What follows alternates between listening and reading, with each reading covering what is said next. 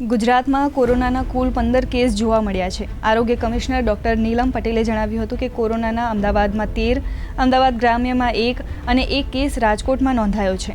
આરોગ્ય કમિશનરે જણાવ્યું હતું કે જે લોકો વિદેશ જઈને આવ્યા હોય તેમણે કોરોનાના ટેસ્ટ કરાવવો અને જો તાવ આવતો હોય તો આઇસોલેશનમાં રહીને કાળજી રાખવી। તેમણે એમ પણ કહ્યું કે આ પરિસ્થિતિમાં હાલ ગભરાવાની જરૂર નથી। વિદેશની અંદર કોરોનાનો ઇન્ક્રીઝિંગ ટ્રેન્ડ જોવા મળેલો છે। ખાસ કરીને ચાઇના, સિંગાપોર, થાઈલેન્ડ એ કન્ટ્રીની અંદર કેસીસમાં વધારો થયો છે।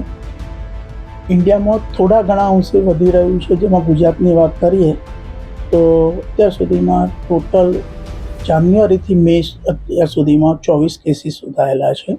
રાજકોટ કોર્પોરેશનમાં 1 કેસ અને એક રૂરલમાં અમદાવાદ, એમ થઈને ટોટલ 15 કેસીસ એક્ટિવ કેસીસ ગુજરાતની અંદર હાલમાં છે। માઇગ્રેશનના કારણે, લોકો ફરવા જવાના કારણે ઇન્ફેક્શનના ચાન્સ થોડા થઈ શકે છે, પરંતુ અત્યારનું પિક્ચર જોતાં હાલ કોઈ ડરવાની કે ગભરાવાની કોઈ જરૂર નથી।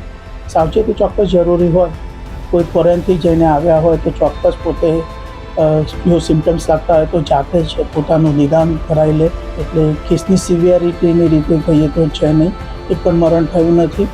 એટલે એ બાબત પણ એક સારી બાબત છે કે કેસની સિવિયરિટી જોવા મળેલ નથી।